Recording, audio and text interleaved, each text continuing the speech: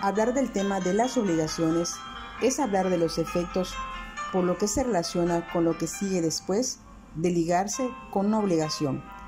Es decir, si una persona se obliga a algo, debe cumplir, y si no lo hiciere, entonces habrá un efecto o consecuencia de derecho como resultado del incumplimiento en cuanto se realice un contrato. Los efectos de las obligaciones pueden ser positivos o negativos. Todo dependerá del cumplimiento o incumplimiento de la obligación contraída. El pago como cumplimiento de las obligaciones lo podemos constatar en los artículos 2062 al 2096 del Código Civil Federal. En el artículo 2065 vemos que nos dice que el pago puede ser hecho por el mismo deudor, por sus representantes o por cualquiera u otra persona que tenga interés jurídico en el cumplimiento de la obligación. En el artículo 2066 puede también hacerse por un tercero no interesado en el cumplimiento de la obligación que obre con consentimiento expreso o presunto del deudor. En el artículo 2067 nos dice que puede hacerse igualmente por un tercero ignorándolo el deudor, mientras que en el 2068 nos dice que puede por último hacerse contra la voluntad del deudor. La ley, como se puede ver en los artículos anteriores, establece diversas formas de cumplirla. Con el pago de una obligación, aun cuando el deudor no esté de acuerdo, la obligación la puede liquidar un tercero ajeno al deudor que se comprometió.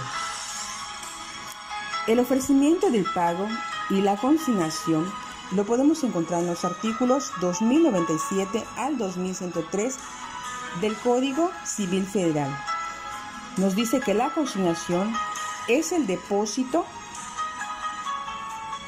judicial de dinero u objetos en manos de una tercera persona encargada de hacerlos llegar al acreedor. Es decir, que no es el deudor quien paga directamente, sino que recurre a las autoridades judiciales para que sean estas quienes hagan el pago y se cumpla con la obligación.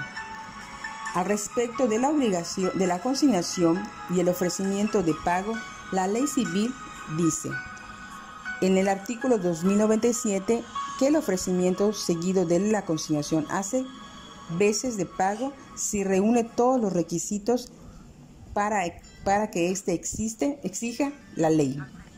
En el artículo 2098, si el acreedor rehusarse sin justa causa recibir la prestación debida o dar el documento justificativo de pago, o si fuere persona incierta o incapaz de recibir, podrá el deudor librarse de la obligación haciendo consignación de la cosa. Mientras que tanto en el artículo 2102, aprobada la consignación por el juez, la obligación queda extinguida con todos sus efectos, de acuerdo con la ley, y quien efectúe el pago por medio de la consignación, cuando ésta ha sido aprobada por el juez o tribunal competente, la obligación se extingue, es decir, se presume hecho el pago, aunque sea a personas distintas del acreedor. En el cumplimiento de las obligaciones y sus consecuencias, lo podemos encontrar en los artículos 2104 al 2118 del Código Civil Federal. En relación con este tema, el Código Civil Federal establece los siguientes preceptos.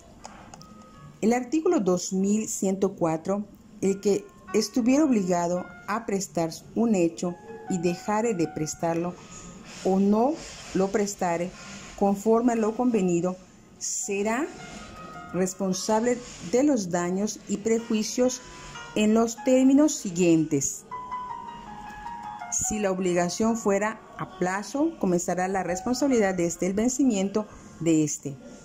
Si la obligación no dependiere dependiere de plazo cierto, se observará lo dispuesto en la parte final del artículo 2080.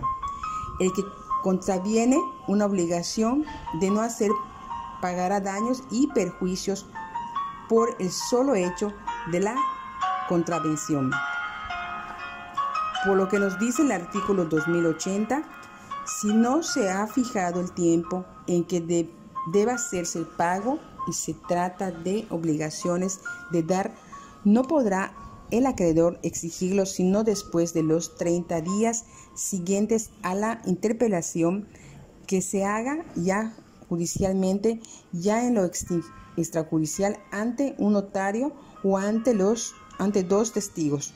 Tratándose de obligaciones de hacer el pago, debe efectuarse cuando lo exija el acreedor, siempre que haya transcurrido el tiempo necesario para el cumplimiento de la obligación. El numeral 2104 del Código Civil Federal menciona que ante la posibilidad de incumplimiento de una obligación se pueden generar daños y perjuicios si estos ocurrieren. La misma ley nos dice cuáles serían las consecuencias para el deudor en los siguientes supuestos jurídicos. En el artículo 2107 nos dice que la responsabilidad de que se trata en este título, además de importar la devolución de la cosa o su precio o de ambos, en su caso importará la reparación de los daños y la indemnización de los perjuicios. Mientras tanto, en el artículo 2108 se entiende por daño la pérdida o menoscabo sufrido en el patrimonio por la falta de cumplimiento de una obligación. En el artículo 2109 se reputa perjuicio la privación de cualquiera ganancia lícita que debería verse obtenido en el cumplimiento de la obligación. Si el acreedor se viere afectado por el cumplimiento del deudor, perdiendo parte de su patrimonio o bien en peligro de perder dinero, como consecuencia nacerá otra responsabilidad del deudor consistente en reparar las pérdidas subsecuentes, además de cumplir con su obligación original pactada. Hablando del tema de la evicción y saneamiento, esto lo podemos encontrar en los artículos 2119 al 2162 del Código Civil Federal. Por todo lo anterior, se entiende que la evicción es una figura jurídica que protege el derecho de propiedad de las personas.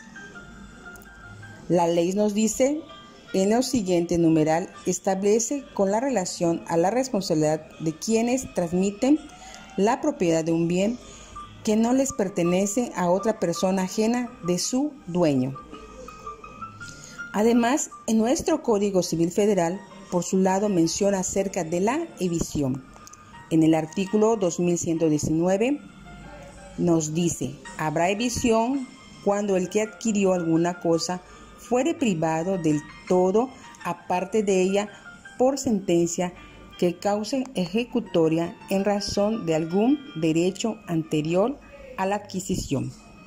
Es decir, que la evicción es pérdida de un derecho por sentencia firme en virtud de derecho anterior ajeno.